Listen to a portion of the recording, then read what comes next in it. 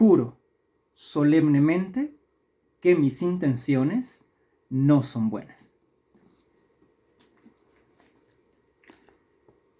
Evangelio de nuestro Señor Jesucristo según San Juan, capítulo 3, versículo 16 al 21. Porque de tal manera amó Dios al mundo, que ha dado a su Hijo unigénito, para que todo aquel que en él cree no se pierda, mas tenga vida eterna. Porque no envió Dios a su Hijo al mundo para condenar al mundo, sino para que el mundo sea salvo por él. El que en él cree no es condenado, pero el que no cree ya ha sido condenado, porque no ha creído en el nombre del unigénito Hijo de Dios.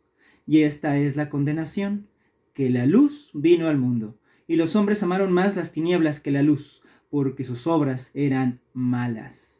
Porque todo aquel que hace lo malo aborrece la luz y no viene la luz para que sus obras no sean reprendidas, mas el que practica la verdad viene la luz para que sea manifiesto que sus obras son hechas en Dios. Lo primero que quiero decir ante este pasaje es que nos dejemos de chantajes. ¿Qué duda cabe? Jesucristo es la representación máxima de la masculinidad tóxica. Jesús te ama muchísimo. No importa que tú no le ames. Él te ama tanto que es tu obligación amarle. Además, sin que tú se lo pidieras, te dio el regalo de su muerte, siendo exhibido públicamente en la cruz del Calvario. Y ahora, si rechazas ese regalo que no le pediste, se va a enojar y, cambiando su amor por violencia, te mandará al diablo.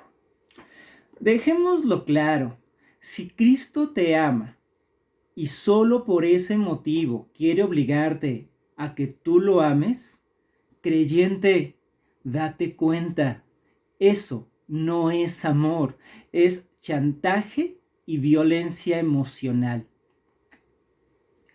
El tan famoso "de tal manera amó Dios al mundo" de Juan 3:16, versículo favorito de los evangelistas y pastores, como la evidencia máxima del amor de Dios, no es otra cosa que un discurso de extorsión espiritual, donde se te quiere obligar a creer en Dios por un desplante de amor. Si Dios, Cristo o cualquier persona cruza mares y montañas o escala hasta el último maldito cuarto de la maldita torre más alta o muere en la cruz por tus pecados, ¿sabes? Simplemente tú no le debes nada. Si de verdad te ama, todos esos sacrificios no los hizo por ti, sino porque los quiso hacer. Y si de verdad te ama, no te obligará a amarle solo por sus grandes sacrificios. Amar también es soltar y soportar el rechazo y aún así seguir amando. Todo lo cree, todo lo espera, todo lo soporta, dice el famoso himno paulino del amor en 1 Corintios 13. Bien, pues ha llegado la hora de que Cristo tome nota de lo que es el amor. Porque hasta donde nos dicen los cristianos, Cristo no nos ama porque Él no puede soportar que rechacemos su expiación en la cruz.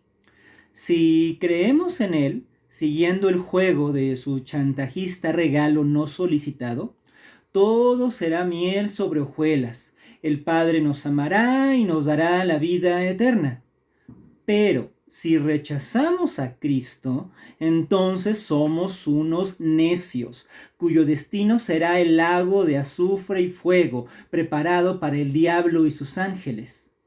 Otra vez, creyente, date cuenta, eso no es amor, es solo un machista y violento chantaje para que ames a Cristo. Juan 3:16 no es el versículo del amor, es el versículo de la violencia emocional. Ámalo, porque te ama mucho.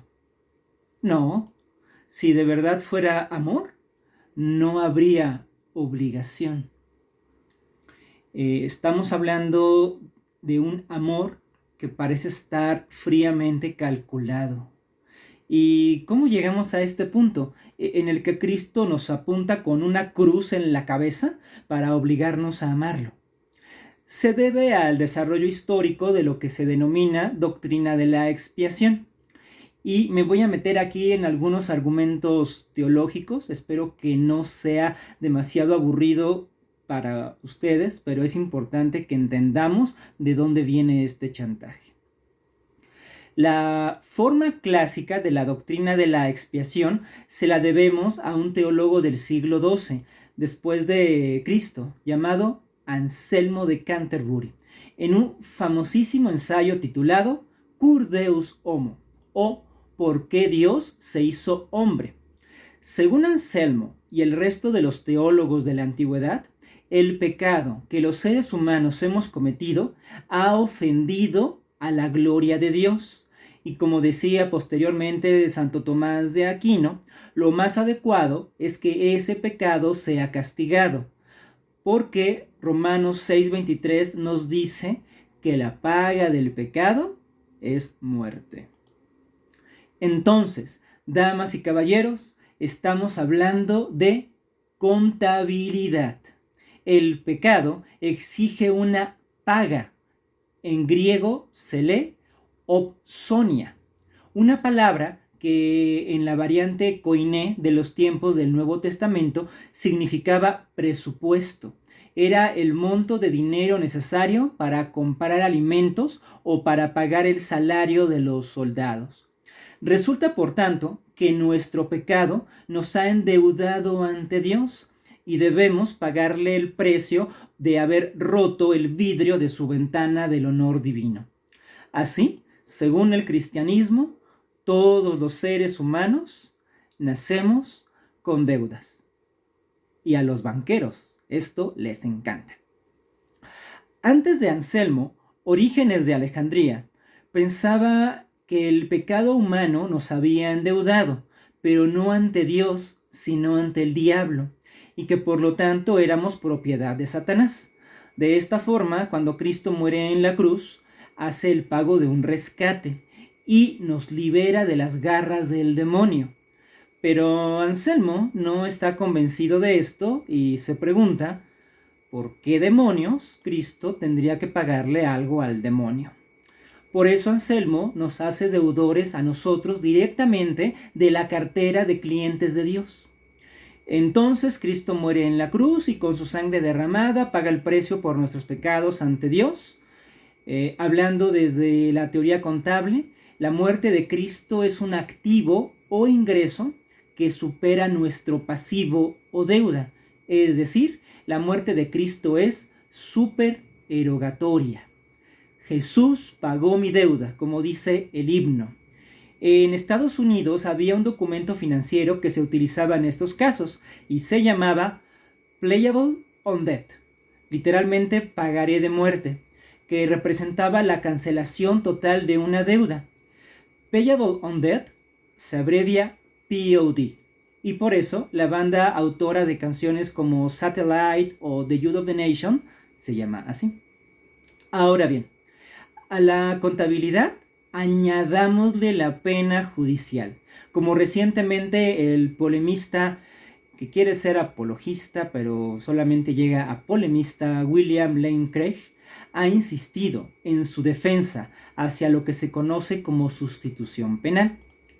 Mientras que Anselmo habló de la expiación de Cristo en la cruz en términos de una teoría de la satisfacción en la que Cristo paga nuestras deudas, a partir de la Reforma Protestante, el camino de la paga del pecado fue tapizado por argumentos legaloides. Recordemos que Juan Calvino, uno de los primeros teólogos de la Reforma, había estudiado leyes. Desde la óptica penal, el argumento es muy simple y lógico. Nosotros hemos ofendido a Dios.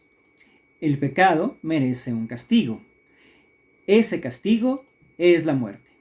Cristo representa la humanidad y es el único que puede soportar el castigo de Dios, pues morirá pero resucitará.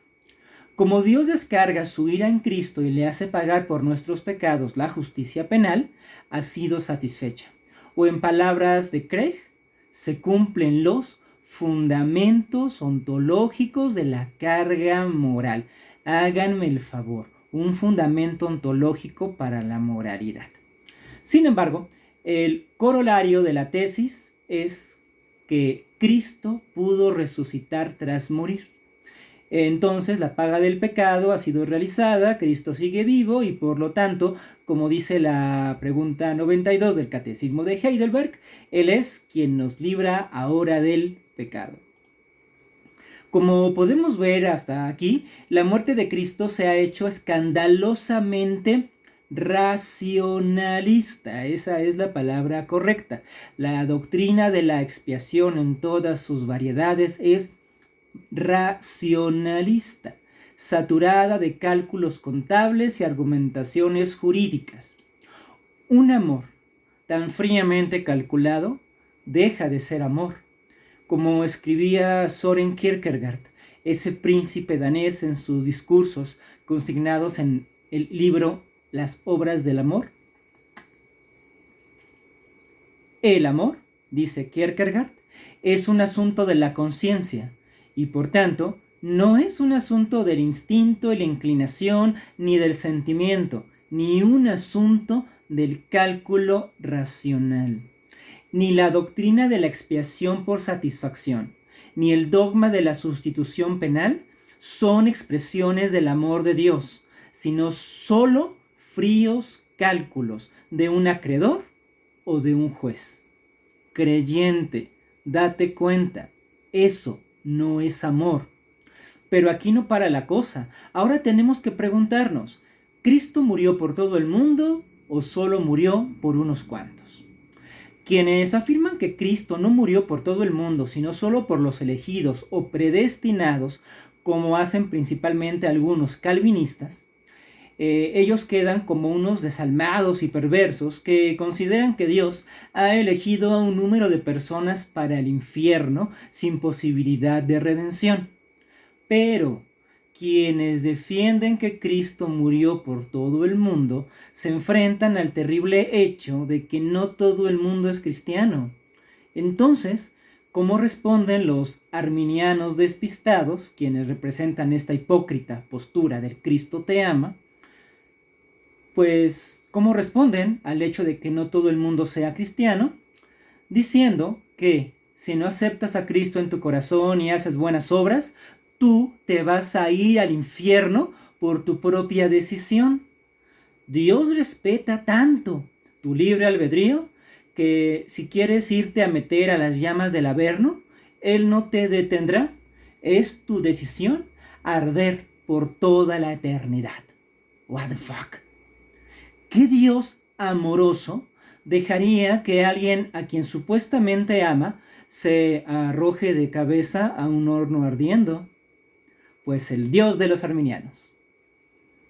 Amadas hermanas, amados hermanos, hoy el Espíritu del Señor me ha guiado a dirigirles este ungido sermón de parte de Dios, para decirles que Cristo no murió por todo el mundo.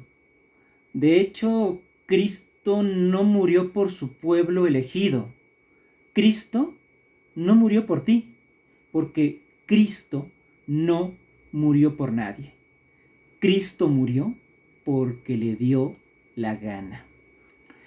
La doctrina de la expiación no está cautiva solo de los polos contables de la sustitución satisfactoria y el polo jurídico de la sustitución penal. A mediados del siglo XXI, el pastor suizo Karl Barth, el teólogo que mejor ha entendido la predestinación divina, habló ampliamente de la expiación de Cristo en la cruz y señaló con rotunda contundencia lo siguiente: Dios se declaró a sí mismo culpable de la contradicción contra sí mismo, en la cual el hombre está envuelto. Por lo tanto, prosigue Barth, la fe en la elección divina significa per se fe en el no arrepentimiento del hombre. En el eterno propósito de Dios está Dios mismo arrepintiéndose en su Hijo. Según Barth, la expiación de Cristo no es histórica, sino eterna. No se realizó en el Monte Calvario en el 33 DC, sino que ocurrió desde antes de la fundación del mundo, cuando Dios decidió cómo iba a funcionar el universo. Y Dios eligió no a nosotros, sino a Jesucristo, el único elegido de Dios. Barth aleja completamente el asunto de la expiación de cualquier obra humana y llama a tener fe en el no arrepentimiento del hombre. Que Cristo nos ame, desde la óptica de Barth, no depende de nuestras obras ni de nuestro arrepentimiento, depende solo de Cristo. Hay que ver el escándalo que ha representado esta doctrina barthiana de la expiación. En una fuerte crítica hacia Barth respecto de la expiación, de el Dios que se arrepiente, Emil Brunner, un colega y amigo de Barth, no tiene más remedio que sentenciar que si Barth tuviera razón, escuchen las siguientes palabras tan hermosas. Dice Brunner, si realmente Dios se declaró a sí mismo culpable, entonces se ha cerrado el infierno. Y eso era un escándalo. ¿Se dan cuenta? Lo que espantaba a Emil Brunner y ha espantado a los críticos de Barth es que se cierre el infierno. ¿Por qué carajos los cristianos se esmeran tanto en mantener abiertas las puertas del infierno? Bueno, porque necesitan de esa amenaza de muerte para demostrar el amor de Dios. Yo me aferro a la postura reformada de Karl Barth sobre la expiación, porque Barth era calvinista y en ese punto llevó al calvinismo hacia su consecuencia natural. Si Dios es quien predestina en Cristo a la humanidad, entonces todo lo relacionado con la salvación no tiene nada que ver con nosotros. Para decirlo latamente, tu salvación no es asunto tuyo, es asunto de Dios. Deja de obsesionarte con la pregunta sobre si serás salvo y ponte a trabajar en cosas más importantes.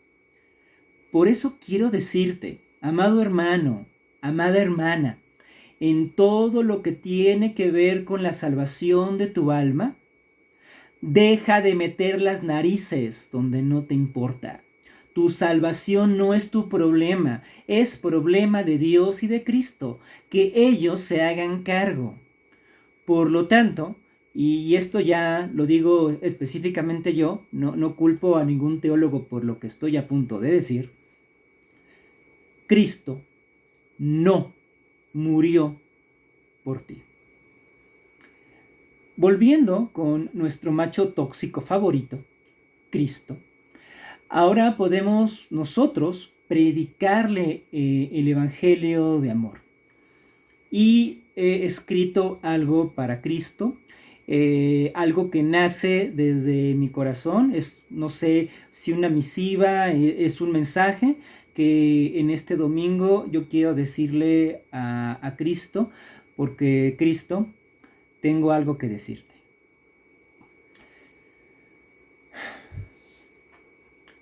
Es sorprendente lo que hiciste. De verdad, no hubiera esperado que alguien fuera capaz de llegar tan lejos y dar toda su vida de este modo. Puedo decirte que incluso estoy muy conmovido por la forma en que te encarnaste, dejando tu trono en el cielo para nacer en un pesebre y buscarte un trono en una cruz. Cristo, me parece maravillosa la forma en la que ayudaste a las personas. Oye, sanaste a muchos y les diste alimento a miles. Quiero que sepas, Cristo, que he visto las obras que has hecho. cómo revivificaste a la hija de Jairo y sanaste a aquellos leprosos. Pero sobre todo, estoy muy sorprendido por el hecho de que te hayan arrestado, torturado y que hayas terminado colgado de esa cruz, derramando toda tu sangre. No te lo merecías. No era algo que fuera justo hacia ti. Por supuesto que se llevaron una gran sorpresa cuando resucitaste. Y estoy muy orgulloso de ti, de que hayas vuelto a la vida y que antes de marcharte de regreso al cielo, nos hayas hecho la promesa del Espíritu Santo. Así es, Cristo. Estoy maravillado por todo lo que has hecho. Pero te quiero decir algo. Yo no te debo nada. Yo no te pedí que hicieras nada de eso. Y Cristo, yo no tengo ninguna obligación de amarte por nada de lo que hayas hecho. Tú no moriste por mí, porque ni siquiera me preguntaste si yo quería que hicieras todos esos desplantes de poder. Entiéndelo, Cristo. Si hiciste todo lo que hiciste, fue porque tú tomaste la decisión de hacerlo. Ni yo, ni nadie te debemos fe, ni obediencia, ni amor por tu amor. Y es momento de que lo entiendas. No quiero amarte y no voy a amarte por obligación, mucho menos por amenaza. Así tengas preparadas las llamas del infierno contra mí, Cristo, tú no me obligarás a que te ame. Adiós. En esta mañana, mi bendición o deseo para ti es que puedas ser libre del amor a la fuerza. Que ni Dios, ni Cristo, ni aunque un ángel del cielo bajara e intentara manipularte, consiga que tú ames a alguien por obligación. Deseo que puedas amar libremente a la persona, Dios o diosa, a quien tú decidas amar, sin culpas, ni remordimientos, ni deudas. Que nadie te haga sentir lo que quiere que sientas, ni que te haga sentir que algo debes cuando de amar se trata. Deseo que en tus relaciones personales y en tu relación con Dios seas libre de chantajes, que comprendas que cuando hay amenazas no existe el amor.